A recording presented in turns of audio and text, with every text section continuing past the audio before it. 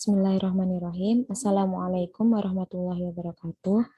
Perkenalkan, nama saya Elsa Kamila Rosdiana, NIM 192100121. Baik, di sini saya akan membahas mengenai mengelola perubahan dan inovasi.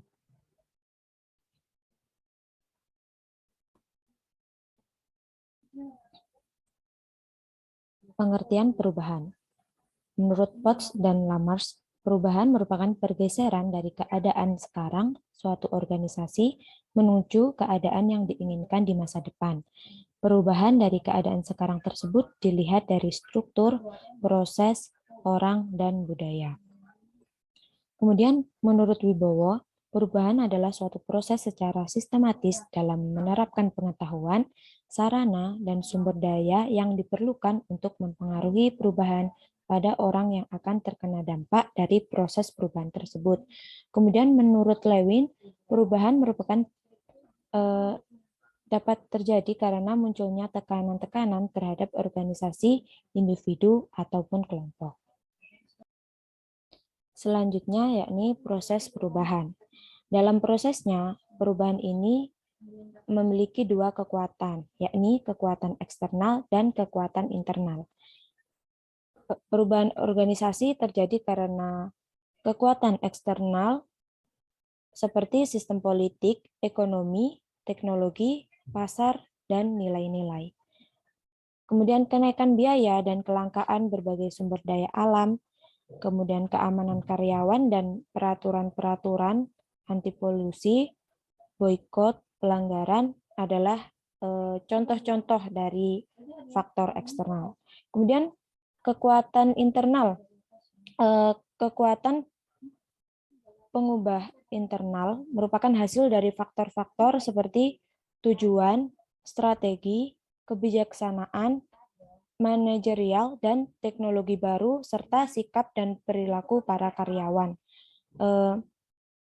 Seperti ditunjukkan dalam tingkat perputaran atau pemogokan dapat menyebabkan berbagai perubahan dalam kebijaksanaan dan praktik manajemen, serta disiplin para karyawan juga merupakan faktor internal dalam penerapan perubahan. Selanjutnya, tipe perubahan dalam organisasi. Veit Sophie-Amon membagi perubahan menjadi dua jenis, yaitu perubahan yang bersifat revolusioner dan evolusioner. Yang pertama, perubahan revolusioner. Perubahan revolusioner adalah perubahan yang bersifat cepat dan biasanya berupa gangguan terhadap sistem. Perubahan ini terjadi saat struktur yang ada secara fundamental ditransformasikan dan menghasilkan perubahan identitas organisasi. Contohnya, perubahan dalam hal misi yang biasanya berpengaruh terhadap semua level fungsi organisasi. Kemudian yang kedua, perubahan evolusioner. Perubahan evolusioner adalah perubahan yang terjadi secara perlahan dan bertahap tanpa menimbulkan gangguan terhadap sistem. Sebagian besar perubahan organisasi berhubungan dengan pengembangan dan langkah-langkah tambahan untuk menyelesaikan masalah atau mengubah sebagian dari sistem yang lebih besar. Selanjutnya, saya mengungkapkan mengenai teori perubahan, yaitu adaptive coping cycle.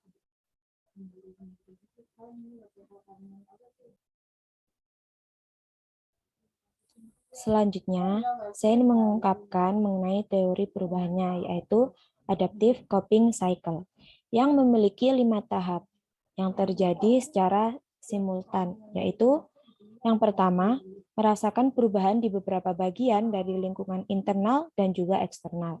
Kemudian yang kedua, mengimpor informasi yang relevan tentang perubahan ke bagian-bagian organisasi yang ingin diubah, serta memahami dampak dari informasi tersebut. Kemudian yang ketiga, mengubah proses produksi atau konversi dalam organisasi berdasarkan informasi yang diperoleh pada saat mengelola efek samping yang tidak diinginkan dalam sistem yang berkaitan serta menstabilkan perubahan. Kemudian yang keempat, mengeksplorasi produk-produk baru layanan, dan sebagainya yang lebih sesuai dengan perubahan orisinal di lingkungan tersebut. Kemudian yang kelima, mendapat umpan balik atau feedback atas kesuksesan perubahan yang terjadi. Kemudian selanjutnya ada perubahan di tempat kerja. Diane Stegmaier menyarankan untuk membuat sebuah rencana komunikasi komprehensif. Nah, komunikasi komprehensif ini mempertimbangkan unsur 4W 1H, yaitu yang pertama, who atau siapa. Siapa audiens yang dituju dari pesan tersebut. Kemudian, kelompok-kelompok mana saja yang ingin kita bagi informasinya, termasuk steering committee, para pimpinan unit bisnis, karyawan yang telah diidentifikasi untuk berpartisipasi dalam program tersebut, atau kepala departemen fungsional. Nah, kemudian yang kedua, why atau mengapa. Mengapa kita melakukan perubahan? Kemudian, apakah kita sudah mengidentifikasi tujuan dari pesan tersebut? Apa tujuannya?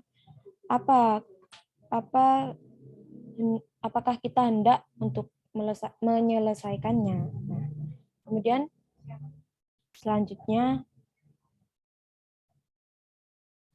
ada what. What itu apa? Apa pesan khusus yang sedang kita sampaikan? Kemudian yang keempat, when. Kapan? Kapan waktu yang tepat untuk menyampaikan pesan? Kita harus mengidentifikasi hal-hal apa saja yang dapat membuat proses komunikasi berjalan lebih mudah. Kemudian yang kelima ada how atau bagaimana. Bagaimana metode komunikasi yang tepat sesuai dengan budaya organisasi kita. Kemudian selanjutnya ada peran agen perubahan. Peran agen perubahan dalam keseluruhan proses perubahan seharusnya dilakukan oleh para manajer dalam organisasi. Agen perubahan berperan untuk melakukan 3 hal, yaitu yang pertama, memprakarsai komunikasi dan partisipasi. Dalam memprakarsai komunikasi dan partisipasi ini, yaitu dengan menjalankan proses perubahan atau change proses. Kemudian memberdayakan para karyawan untuk menghidupkan visi baru. Kemudian kesuksesan sebuah perubahan sangat ditentukan oleh peran para manajer atau pimpinan organisasi. Kemudian yang kedua, memfasilitasi proses perubahan, yaitu dengan membimbing langkah-langkah dalam proses perubahan, kemudian mendelegasikan tanggung jawab kepada orang lain, kemudian aktor dari perubahan itu adalah fasilitator dari proses partisipatif yang didesain untuk membantu kesuksesan perubahan organisasi. Kemudian yang ketiga yaitu menciptakan sebuah visi, yaitu dengan membangun visi masa depan dan membangun strategi untuk memproduksi perubahan yang dibutuhkan untuk meraih visi tersebut. Kemudian berperan memberikan inspirasi dan energi, sehingga proses perubahan dapat dilakukan dengan kesadaran. Kemudian selanjutnya, stimulasi inovasi. Selain menerapkan manajemen perubahan, inovasi dalam suatu perusahaan juga sangat penting untuk menarik pelanggan baru. Inovasi di dalam suatu perusahaan yaitu merupakan suatu bentuk respon dari kondisi persaingan usaha yang ada. Sekarang ini perusahaan-perusahaan yang ingin sukses harus memelihara dan meningkatkan inovasi serta menguasai seni perubahan.